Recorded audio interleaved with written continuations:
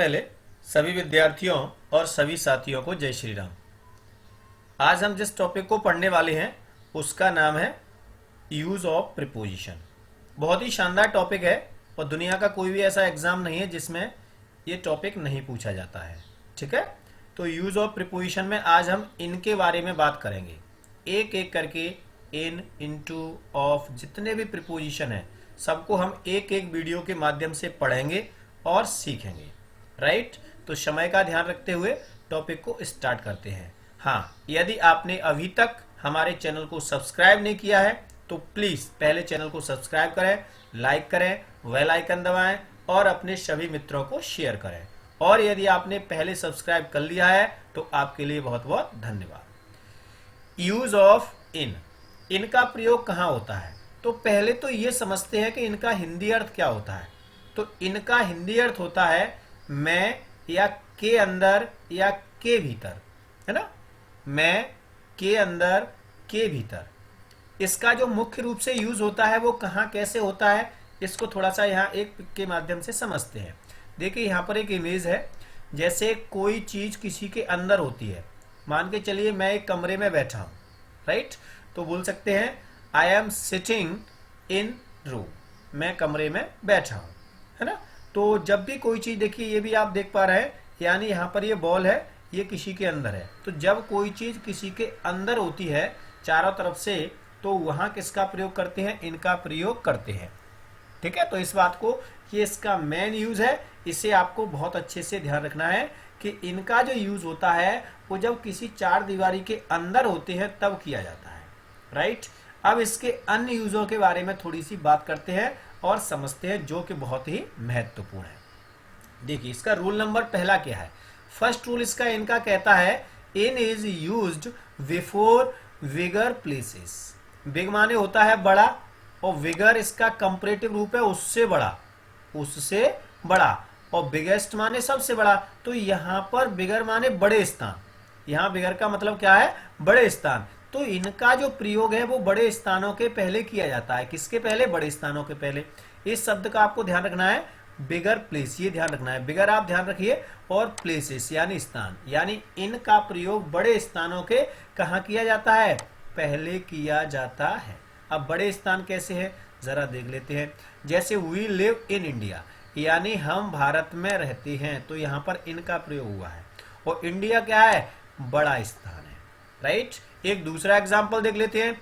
India is in Asia, यानी India कहां पर है? इन एशिया, यानी इंडिया एशिया में है। राइट, इसका तीसरा एग्जाम्पल और देख लेते हैं। She lives in Uttar Pradesh, यानी वह उत्तर प्रदेश में रहती है। तो यहां पर उत्तर प्रदेश भी क्या है? बड़ा स्थान है। अब यहाँ पर समझने वाली बात है वो ये है कि इनका जो प्रयोग होता है वो बड़े स्थानों के पहले होता है, ये हमें पता होना चाहिए। यानी इनका प्रयोग बिग प्लेस के पहले, राइट। लेकिन इसके साथ ही साथ अगर हम ये देखें कि एक यूज और होता है एट का, तो एट का जो यूज होता है वो छोटे स्थानों के पहले होता है, स्मॉल प्लेस, यानी छोटे स्थानों के पहले क्या लगता है? एट, और बड़े स्थानों के पहले क्या लगता है? इन लगता है। कैसे? जरा आप छोटे बड़े समझें। जैसे बड़े स्थान कौन कौन से माने जाएंगे? तो बड़े स्थान यानी अपन यहां से देख सकते हैं, सिटी से इसको बांट सकते हैं, सिटी। ठीक है, सिटी माने क्या होता है? शहर होता है। ठीक है, तो सिटी से जो ऊपर के हैं, सिटी से जो ऊपर के हैं वो सब होंगे बड़े, और सिटी, इधर भी आप सिटी ले लीजिए, सिटी से जो नीचे के हैं वो सब क्या होंगे? छोटे स्थान होंगे। नीचे के कैसे? जैसे आपने देख लिया गली है, मोहल्ला है, कॉलोनी है, वार्ड है ना। तो जो छोटे छोटे स्थान है, गांव है, इन सब के पहले किसका प्रयोग लगेगा? एट का प्रयोग होगा। लेकिन इनका प्रयोग बड़े स्थान, सिटी के बाद जैसे महानगर है, राज्य है, देश है, प्रदेश है, तो इन सब के पहले किसका प्रयोग होगा? इन सब के पहले इनका प्रयोग होगा।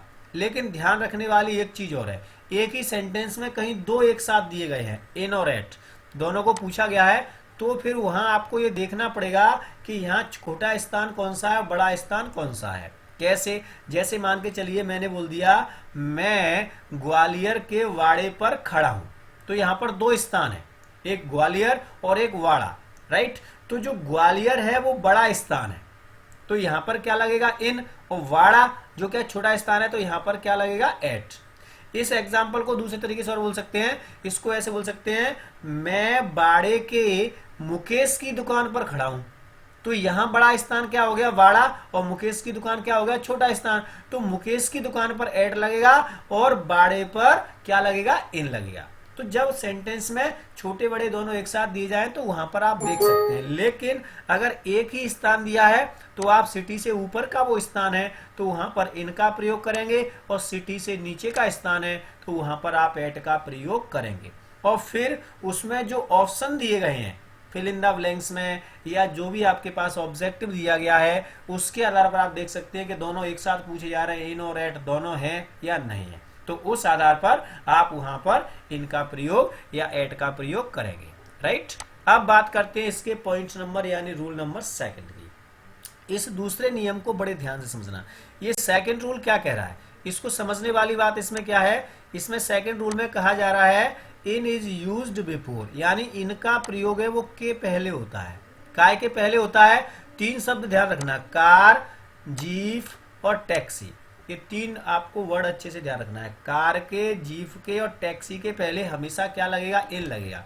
लेकिन यहाँ पर एक शर्त है, कार, जीप, टैक्सी अगर अकेली आ गई तो आप इन नहीं लगाओगे। इनके साथ में एक चीज और आना जरूरी है, या तो कोई पजेसिव आएगा।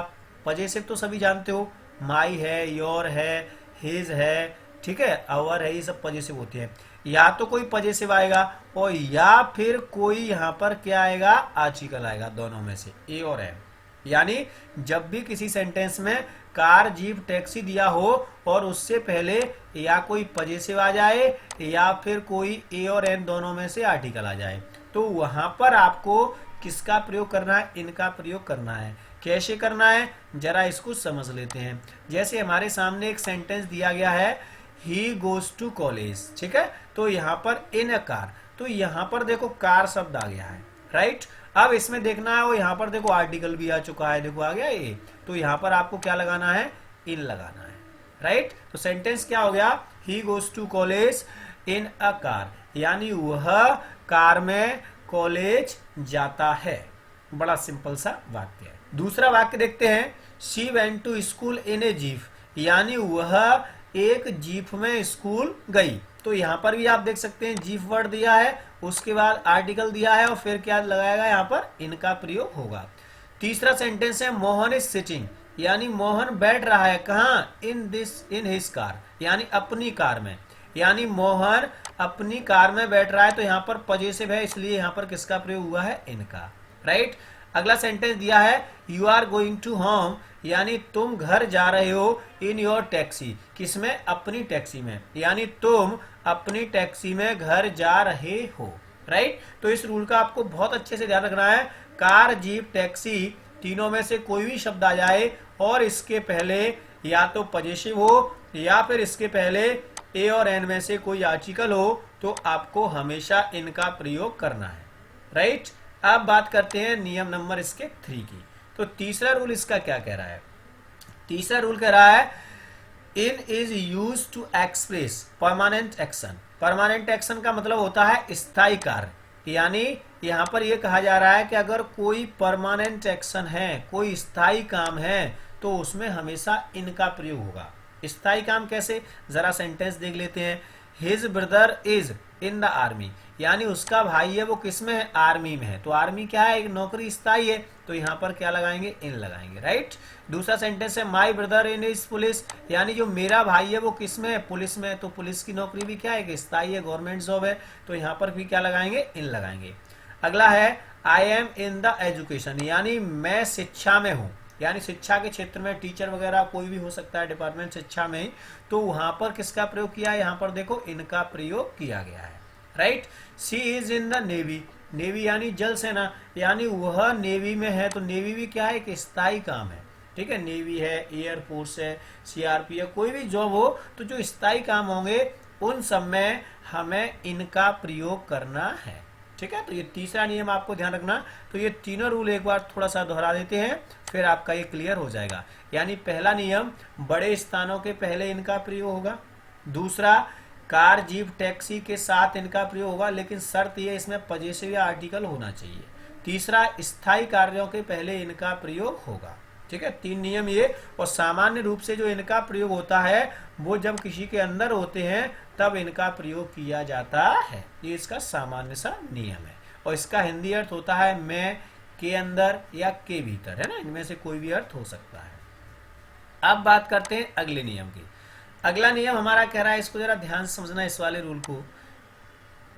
इन is used before period of time expressing words, यानी जो इनका प्रयोग है पीरियड ऑफ टाइम के साथ किया जाता है। पीरियड ऑफ टाइम यानी कुछ वर्ड होते हैं जो निश्चित बताते हैं, तो इसको जरा समझने की कोशिश करते हैं वर्ड कौन से होते हैं। पहला जो वर्ड है हमारे सामने, इन अ वीक, यानी वीक की जब बात होगी अ वीक, तो आप किसका प्रयोग करोगे, इनका। एक सप्ताह में ना, इन दिस वीक, इस सप्ताह में, तो भी किसका प्रयोग करोगे, इनका। इन दिस मंथ, इस महीने में, तो भी किसका प्रयोग होगा, इनका। ठीक है, जनवरी, जनवरी, फरवरी, कोई भी महीना आ जाए, मार्च, अप्रैल, मई, जून, कोई भी, आपको क्या लगाना है, इन।